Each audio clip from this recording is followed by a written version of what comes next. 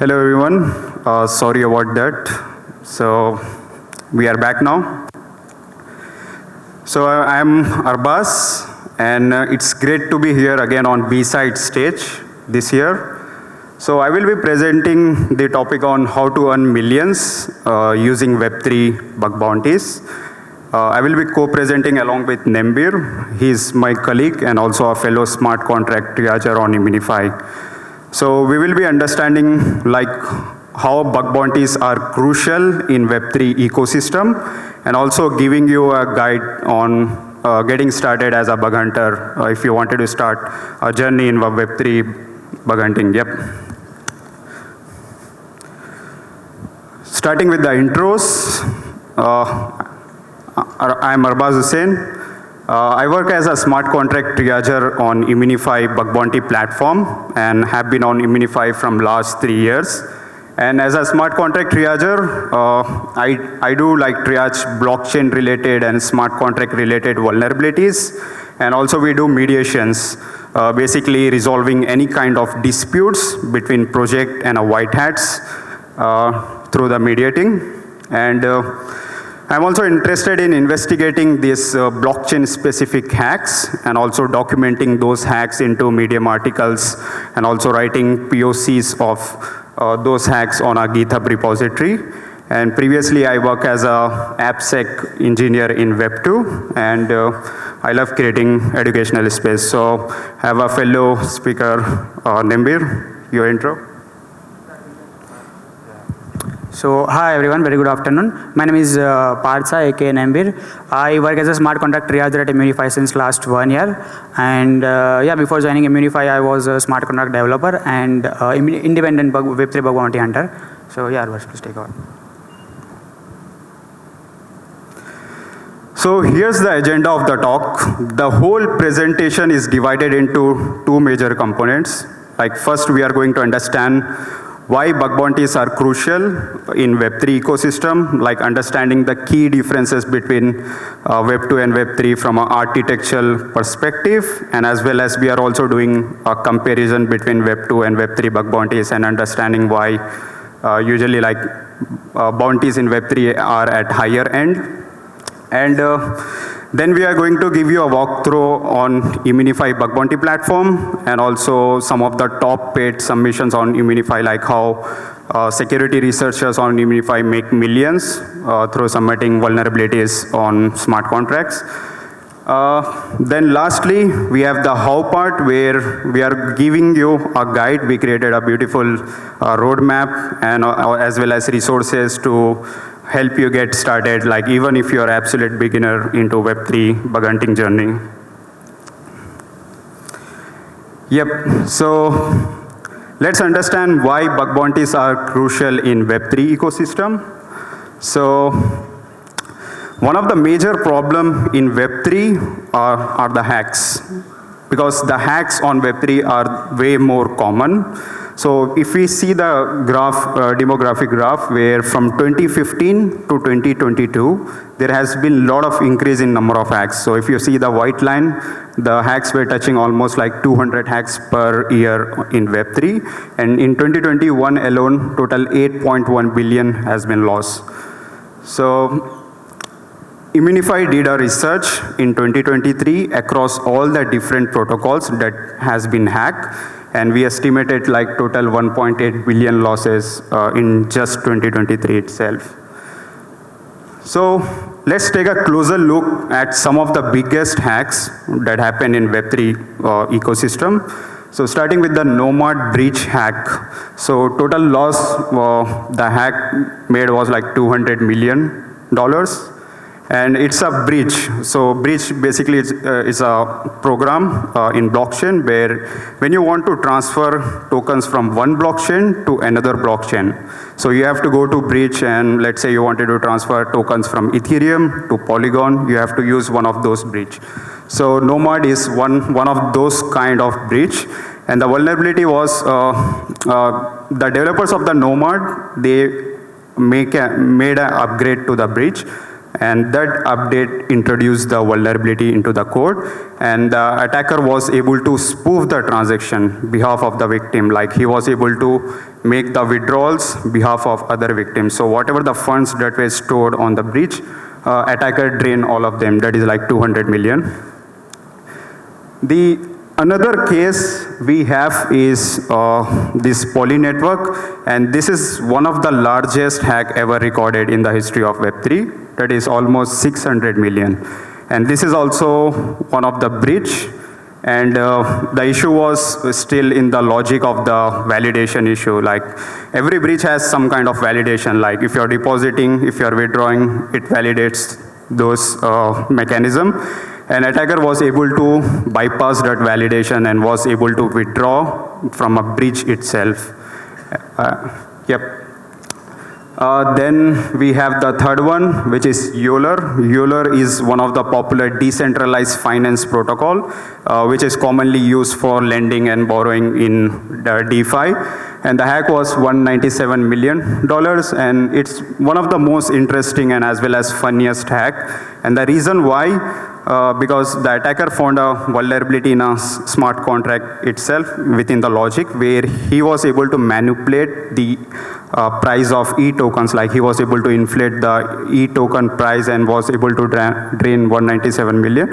And the reason why it's funny, because once the attacker did the hack, and after some time, he wrote a message back saying like he don't feel good about the hack.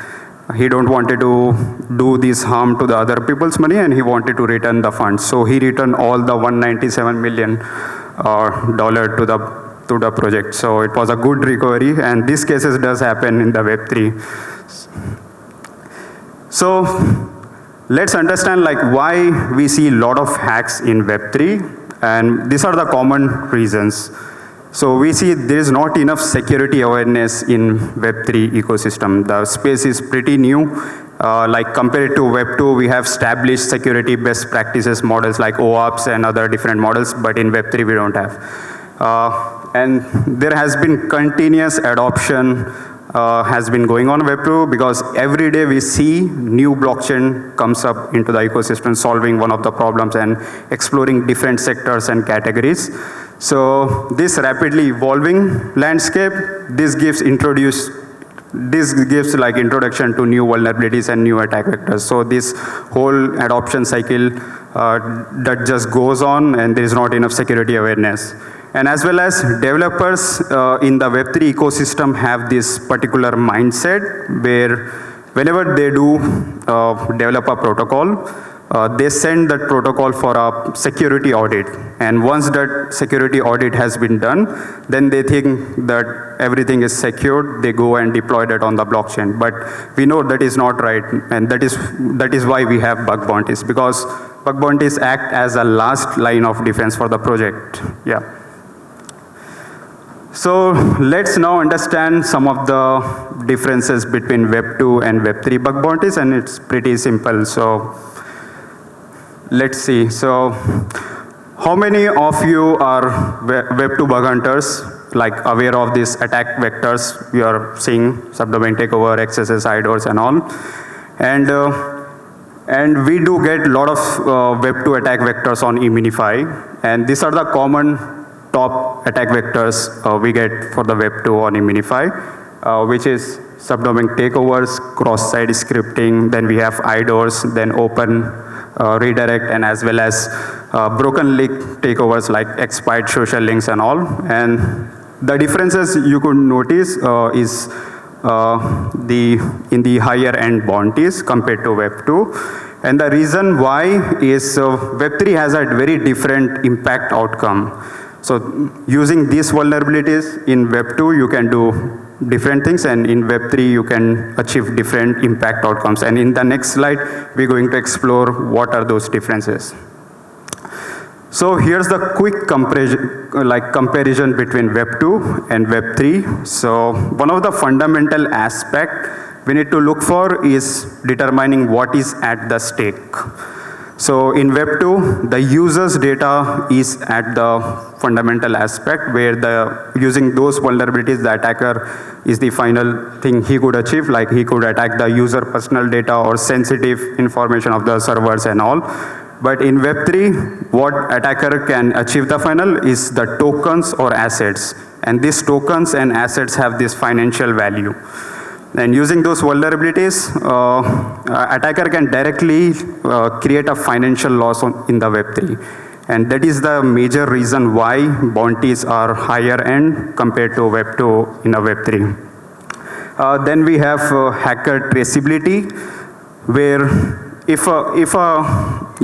in Web 2, if a hacker hacks a website, there are very high chances and very likelihood to trace that through the multiple fingerprints. But in Web 3, hackers do very nasty things. They use mixers and all to just remove the traces completely. So it is possible, and that is where the hacks are more attractive to the black hats. And regarding the vulnerability emerge, so we know Web 2 is pretty much established with different security practices, with different models like OAuth and all, but in Web 3 we don't have any such established security practices model yet. So, yep. So let's understand what are the impact outcome differences using a XSS case. So let's say if you find a stored cross-site scripting in a Web 2, what you can do to demonstrate the impact is you can write a malicious JavaScript where you can demonstrate stealing of CSRF token or stealing OR token, or to just chain to do something very impactful where you can take actions behalf of your users and all. But in Web 3, what you can do, you can write a malicious JavaScript where you can redirect users on those websites to some malicious contract. So Badger DAO was one of such cases which suffered a loss of 120 million due to cross-site scripting attack, where where Black Hat, what he did, he found a cross-site scripting vulnerability. Then he wrote a malicious JavaScript where anyone who is visiting the infected website, he end up getting redirected to malicious contracts. So they end up making deposits and transfer of assets to attacker control contract. And this is how they suffered 120 million. And this is reason why bounties are much higher for such impact outcomes. Let's understand the differences between architectural perspective, like how Web 2 architecture is different from Web 3, how does it looks. So we created a very simple high-level overview, like how does the interaction would look like from user to the server. So in Web 2, if a user trying to access the web application, he goes to the browser and enters the domain, and it loads the front end, and the front end queries the data from the back end, and back end try to retrieve the data from the database, and then it goes back to the front end, which renders the data, right? But things are slightly different when it comes to Web 3 architectural. So in Web 3, we call it decentralized apps to the web applications, where if a user goes to some decentralized website, it connects with one of the wallets first. So wallet can be a Chrome extension, like if you know MetaMask, and can be a hardware wallet as well. And the wallet communicates directly with the smart contract that is deployed on the blockchain. So it can be any blockchain, so it tries to directly retrieve the data from the smart contract itself and directly returns the data back to the user. So this is the high-level architectural differences between Web 2 and Web 3. So now I will call Nemveer, who will give you a very technical aspects of evolution of blockchain, how it comes into the existence, and other more details. Hey, so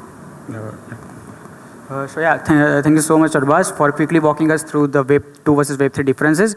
Now let's actually try to understand what blockchain actually is and how it evolved over the time.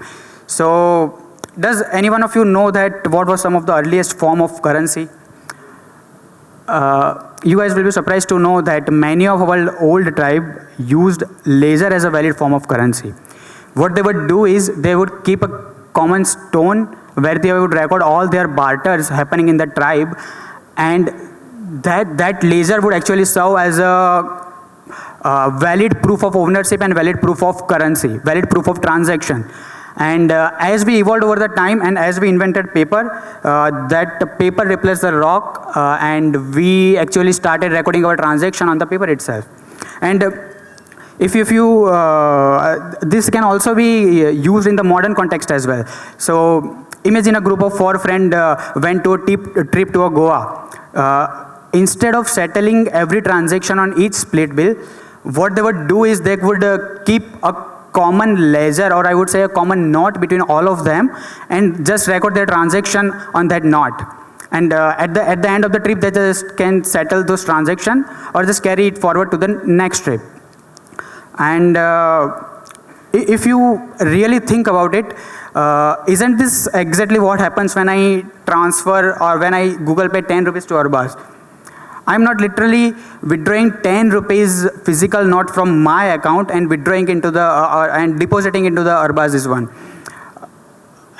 Behind the scene, what is happening is our bank is keeping a ledger and just update that ledger with every transaction. So we can establish that money doesn't necessarily have to be in a physical form. It could be anything that proves to be valuable and can be used as a mode of exchange or mode of transactions. And that value comes from trust. And Bitcoin is exactly a ledger.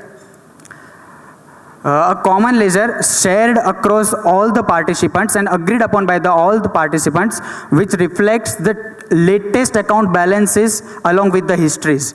So when someone says that I have 10 Bitcoin, what they are essentially saying is there's a common ledger where each participant of the network has agreed upon, and that ledger shows my balance as 10 Bitcoin. But the question arises that how do we ensure that these ledgers are secure, and what prevents someone like me to add a malicious transaction that all of you have transferred all of your BTC to my account? In the example where 4 friends went to a trip to Goa, that all of them had a mutual trust amongst them, and that could be considered as a private blockchain. In the case where I transferred 10 rupees to Arbaz, the trust is enforced by a centralized entity like a bank or a government, and that would be equivalent to a centralized blockchain. But Bitcoin is a decentralized blockchain. Anyone across the world has access to that ledger. So how do we actually enforce trust here? So in Bitcoin, the trust is enforced by the innovations of the cryptography and the game theory applied to solve this specific problem. As much as I would like to indulge into each of this topic, the scope of the talk wouldn't allow me to do so, but yeah, feel free to reach out to us at our booth if you are really curious about the topics. So yeah, this is really the story of the Bitcoin, decentralized common ledger. But interesting things started to happen when Ethereum was introduced in 2014. With the Ethereum, a programmable currency was introduced. That actually allowed a coded legal entity to exist on the blockchain. Let me explain it to you with a very simple yet beautiful analogy. Many of you may have heard about the vending machine. So a vending machine is essentially a programmed entity where you deposit some money and some instruction for it to process. And the vending machine first ensures whether the sufficient money has been deposited or not, and then it actually determines what goods to process. Now imagine that vending machines on the blockchain, because that's exactly what the smart contract is. The only difference being, in the smart contract, instead of processing in terms of actual good, it will process in terms of the rules of the blockchain and the native currencies of the blockchain. Now, let's see some of the the introduction of this programmable currency really allowed all the opportunities to arise where many financial services can be designed on the blockchain. For example, banking, insurance, derivative markets, etc. Some of the popular DeFi protocol includes Uniswap for the exchange and swap. We have Compound and Aave for the money market lending and borrowing platforms, and MakerDAO for the stablecoin, etc. At this point, you might think that designing some financial services may require some alienated languages and it would be extremely difficult. But actually, there's a good news. The most prominent language used for the smart contract developer is Solidity, which covers almost 90% of the total TVL across the blockchains, and followed by the Rust and Viper. And if you really look at the Solidity, you would realize that it is very, very similar to the JavaScript. And trust me, it's really very easy. Then we have Rust, which covers almost the 8% of the total TVL across the blockchain, which is similar to C, C++, and then Viper, which is similar to the Python. Now, since we have the basic understanding of the blockchain and the languages used for the programming smart contract, allow me to introduce Immunefi. So, I guess we have really established that there's really a lot at stake in the Web3. And so much legal protection for the black hat as well. So in this scenario, the success and I would say the survival of the protocol really depends on the security measures taken by the protocol at each stage of their development. All of you must know that it doesn't matter who developed the code, how beautifully, how securely they developed the code, the bug will always be there. And some of them are so severe that could end the entire protocol within a single transaction, as we just saw. So, all of this to say that Web3 protocols really have tremendous motivations to run an active bug bounty platform, and they are really incentivizing, they are really motivating researchers to look into their code bases just to find bug and make their users fund secure. And that's where Immunefi comes in. We are a bug bounty platform, and I would say that we are currently the first choice for any Web3 bug bounty platform, as evident by the number of bounties available, and we also have some of the largest bounty available in the security space. Now, yeah, these are some of the states that we are very proud of. We are currently protecting over 60 billion in the users fund. We have over 300 plus leading blockchain projects on our platform as of now. And just a couple of months back, we crossed 100 million in the bounties paid to our security community via our platform. So, yeah, there are really a lot of opportunities. So, now let me quickly walk you through. Yeah, these are some of the bounties that we have paid via our platform. We have the Wormhole bounty, 10 million. 10 million bounty for a single bug report. We have a bunch of 1 million bounty. We have 4.2 million for the Polygon. We had mediated 7 million for the Aurora Finance.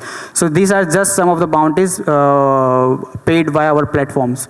Now let me very quickly walk you guys through a researcher's journey from finding a bug to report to being paid. So I would just go very, very briefly over this as we are running out of time. So yeah, the security researcher submits a bug. He reports a bug to our platform with all the necessary informations like the root cause, impact, along with the coded POC. Then it comes under our triaging review. We review it based on our various criteria. We determine the severity, likelihood. We also weigh it against our various feasibility limitations. Then if we found it to be truly valuable, we just escalate it to the project. And the project can determine the validity on their own. And if they find it to be valuable, the SRs get paid. Now it's time to again, very, very, very briefly walk you guys through some of the top bugs paid by our platform. The first one is the Polygon bounty, 2 million. So before I dive into it, allow me to introduce two important concepts to understand the vulnerability. The first one is the gas fees. In order to execute any transaction on the blockchain, you need to pay fees, and we call them gas fees. The second concept is the concept of the signature, where The signature is basically a digital fingerprint that proves that some message was signed by you with your private key, and when you post that signature, the blockchain can verify that it was indeed you who signed that signature with your private key. So this beautiful system lets everyone, all nodes of the blockchain determine who signed the message, and the message is being secured like that. So in the Polygon ecosystem, there's a contract to transfer Matic. Matic is a native currency on the Polygon, just like we have Ether on the Ethereum. So in this contract, there was a function to transfer Matic. But this function allowed an additional feature. So for example, if I want to transfer some Matic to Arbaz, and if I don't want to pay for the gas, the contract allowed a feature that I can just generate a signature along with the transfer data, and that signature would be picked up by the operator, and he can execute the transaction on my behalf. But remember, we need to ensure that who was the original signer of that signature. So for that, we have EC recovery function. The EC recovery function is a built-in function which essentially gives you the signer who signed the message. So now let's look at the EC recovery function. So if you look at the EC recovery function, there's a check that if the signature length is not 65, it would just return address 0 as the signer. So let me very quickly go back to the previous slide and see what happens when the EC recovery function returns address 0. That would be stored in the from variable, and that from variable along with the to variable will be passed to the transfer function at the end of the function. Now let's look at the transfer function. So if you look at the transfer function, it doesn't check whether the sender of that transaction really have necessary funds to transfer or not. So the vulnerability is very simple. It lacks a very critical check whether the sender of the transaction has enough fund or not to transfer. So anyone can provide a signature which isn't 65 in the length, and can just mint an arbitrary number of token out of thin air. At the time of the submission, there were around 9 billion Matic that could have been stolen by the attacker, and that's why Polygon paid their max critical reward of 2 million for the swift discovery. For the next 2 bug report, I will let Arbaz walk you guys through. All right, so the second case we have, which is one of the top paid bug submission on Immunefi, which was paid 10 million bounty. So I'm not going to dive into technical details, so I just created a very high level overview of how the attack vector works. So Wormhole is a cross-chain bridge. So if you wanted to transfer assets from one blockchain to another blockchain, you need to use one sort of the bridge, and Wormhole is one of the kind. So Wormhole has like 2 contracts, which you can see on the screen. It's a proxy contract, then we have this logic contract. And this proxy contract does a delegate call to the logic contract. And the way delegate call works is, let's say you are making a delegate call from contract A to contract B. So whatever the execution happens in the contract B, the memory and the state changes get saved into the contract A. So what happens, so the user goes to the Wormhole contract, they make a call to proxy contract, and the proxy contract makes a delegate call to the logic contract. And now whatever the changes happening in the logic contract, it gets saved into the proxy contract. So what attacker found next was, attacker found a way in a logic contract where he can redirect those delegate call to some third-party external contract. So what attacker did, he created a malicious smart contract, and he used an opcode called self-destruct, which is basically means to commit suicide. It is the self-destruct opcode basically used to destroy the contract. So if you call that contract, it just destroys itself. So what's happening next? The attacker used the logic contract, and he made third-party call, arbitrary delegate call to the evil contract, which contains this self-destruct opcode. So what happened next? all the changes that is happening in the evil code gets stored in a logic code, which destroyed the logic contract of Wormhole itself. So coming back to the original workflow, if a user now calls the proxy contract, the proxy is currently bricked because it has no logic contract anyway. And this proxy contract was holding 800 million funds in their contract, which is not usable. So this was considered one of the top submission on Immunefi, where the white hat was rewarded with 10 million bounty on this one.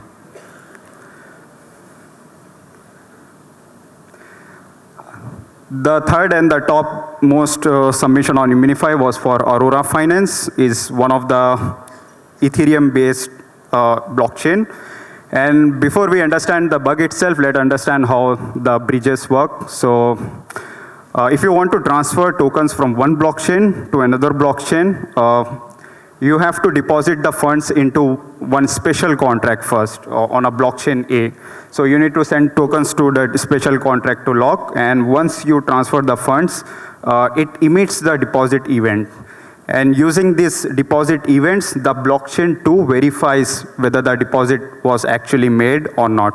And based on that, it releases the funds on a blockchain 2. So this is how the lock and mint mechanism works on different breaches. So here's the vulnerability. So there are two blockchains, the Aurora and there is a near blockchain. So the normal workflow, the user goes and deposit the funds into Aurora blockchain, and the funds get released on blockchain 2, that is near blockchain. But using the vulnerability in the code, the attacker created a malicious contract where he was able to do a delegate call, making a simulation of the deposit. Like, he is not actually transferring the funds to the contract, but using the delegate call, he can simulate like I'm depositing the funds into the Aurora contract. And the Aurora contract got tricked into believing that, yeah, I received the funds. And it emits the deposit event, that is exit event log. And the blockchain 2, that is near, it verifies the event and releases the funds. So without spending anything, the blockchain 2 keep releasing the funds using this attacker.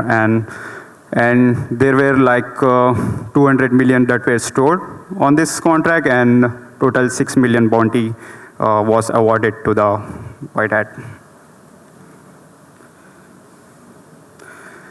So coming to the final part, we created a very detailed roadmap. So if any one of you wanted to get started in a Web3 bug bounty journey, so Nemveer created a very beautiful roadmap and resources to help you get started on. So yeah, guys, I guess we have really established that there's really a lot of opportunity and lot of stake here at Web3. So if we have even slightly motivated you to explore this beautiful space of being of exploring this Web3 ecosystem, here's a quick roadmap for you guys to consider. The step 1 is to understand the fundamental of blockchain. The step 2 is to understand the different blockchains and their architectures, along with the languages used for programming the smart contract over there. Yeah, for example, Solidity for the EVM-based blockchain, Solana for the Solana-based ecosystem, we have Rust. And the step 3 is to familiarize yourself with the common security practices and past hacks. So now let's break down the steps into further sub-steps. Yeah, so the first step really is to understand the basics of blockchain technology. You need to understand what the blockchain really is. You need to understand how blockchain works. You need to understand the technology used to make the blockchain really secure. For example, consensus mechanism, proof of work, proof of stakes, the private key, public key cryptography, hashing mechanism, the overall concept of decentralizations. Then you actually need to understand how Bitcoin actually works and some of the distributed ledger technologies. Once you have the basic knowledge of or basic theory of the blockchain, you can go ahead to the smart contract part. For the smart contract, you would need to make yourself familiarized with the Ethereum and how Ethereum differs from the Bitcoin and how it allows the programmable currency. So yeah, Ethereum, and then the language actually used for writing the smart contract, Solidity. Then we have Ethereum virtual machine, the Turing complete machine where actually the executions of those transaction happens. So the Ethereum virtual machines, and then some of the common libraries for the development of the smart contracts. So sorry guys, I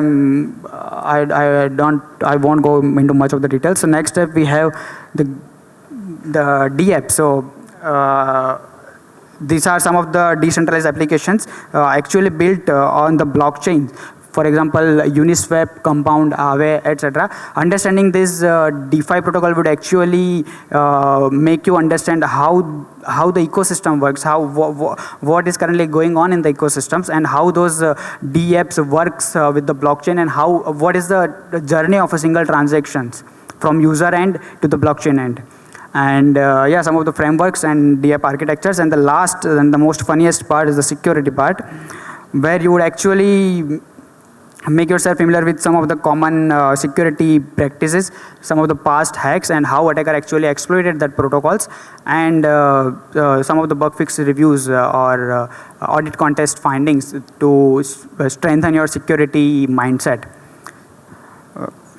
So here are some of the resources for you to get started, but I am not expecting you to actually wrote it down. So we have actually created a you can just scan this QR code and sign up, and we will actually send you all the necessary resources for you to get started with your Web3 bug bounty journey. And yeah, I guess that's really our time, guys. And please don't forget to visit us at our booth. We have some exciting quiz competitions for you guys to line up, and also some cool opportunities to win Immunefi swag and Immunefi merch. So yeah, thanks a lot, guys, for.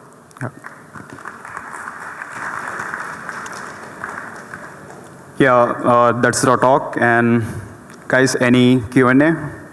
Any questions?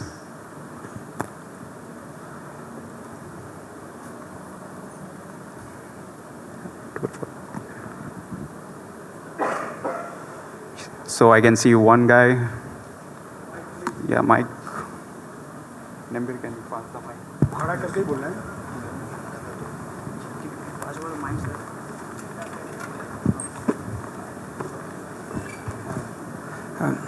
Hi team.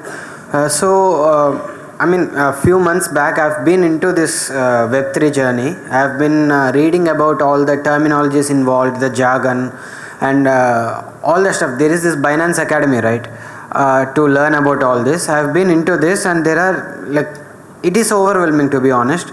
Blockchains, level 1 blockchain, level 2 blockchain, and bridges, all these mixers and all these things, dApps, DAO, and there are a lot of things, you know, like a lot of abbreviations are used which completely overwhelm a beginner.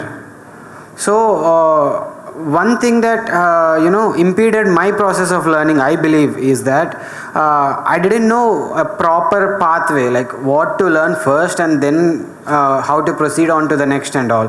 There was no step-by-step procedure, which greatly affected my way of learning, and at one point of time I was fed up, to be honest. So I left it and I got back into Web 2 again. So would you suggest a detailed pathway so that others who are interested in Web 3 might not face the same problem that I might have faced? So yeah, I can really second you, and I can understand what you are saying. There's not really a very detailed and very architectural path to learn the blockchain, as the overall space is quite young. So that's why we actually have prepared a detailed roadmap. So if you can just scan this QR code, we will send you all the resources for you to get started with. You just need to scan the QR code, and we will need you a detailed roadmap for you to get started with. Okay. So also with this Web3 and blockchain, there are two sides to this, right? One side is development and the other side is trading. So sorry, other side is trading. Okay. So how much would this pathway would actually help a person to get into trading? I mean, it is obvious that this will help a lot in development and to explore the technical side. So how much, like, is this helpful for trading as well, or it's just for the technical? Yeah, I'm really sorry because the path is designed for you to for you to understand how to be a blockchain developer and how to be a security researcher and how to hunt for the Web3 bug bounties. We haven't included any sources for the trading.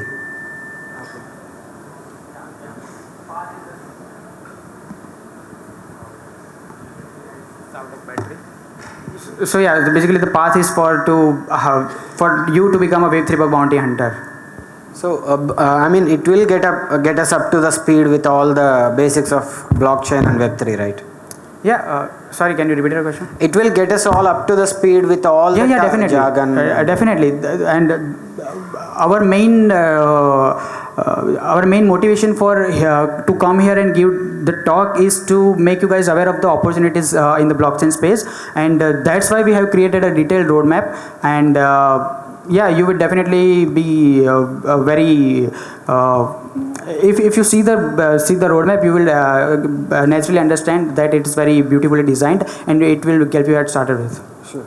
Yeah. I would definitely check it out. Thank you. Thanks, sir. Yeah, any other questions, guys? Yeah.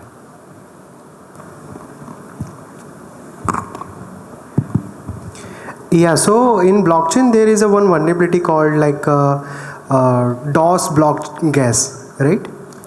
So we can like do the DOS attacks for the block guesses. So is there any DDoS kind of system for the same which is available in the Web 2 as well? I will let Arbaz answer your question. He is more.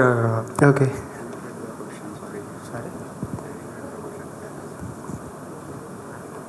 Sorry, can you please repeat your question? So the question is, there is a one vulnerability in the blockchain. So there is a DOS block guesses, right? DOS attack for the block guesses.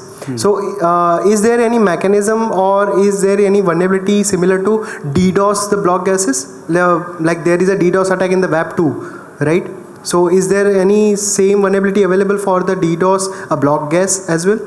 Yeah, so actually the concept of gas was introduced into the blockchain just to mitigate these kind of situations that because the EVM is really the Turing complete mechanism, and if you submit a transaction that would last forever, that would I mean, if that would last forever, it could really DOS all the participants of the network. So for that, we have the gas limit, and for each instruction of the EVM, there's an associated gas price for that. And to execute any transaction, you have to pay the relevant gas fees for that. And this beautiful mechanism of gas fees and gas price actually prevents the DDoS for the gas. Okay. Okay, that's answer my question. Yeah. Thank you. So yeah, guys, we will take any other questions offline. So yeah, please, if you are really curious about knowing anything about it, so please reach out to us at our booth. Thank you so much, guys.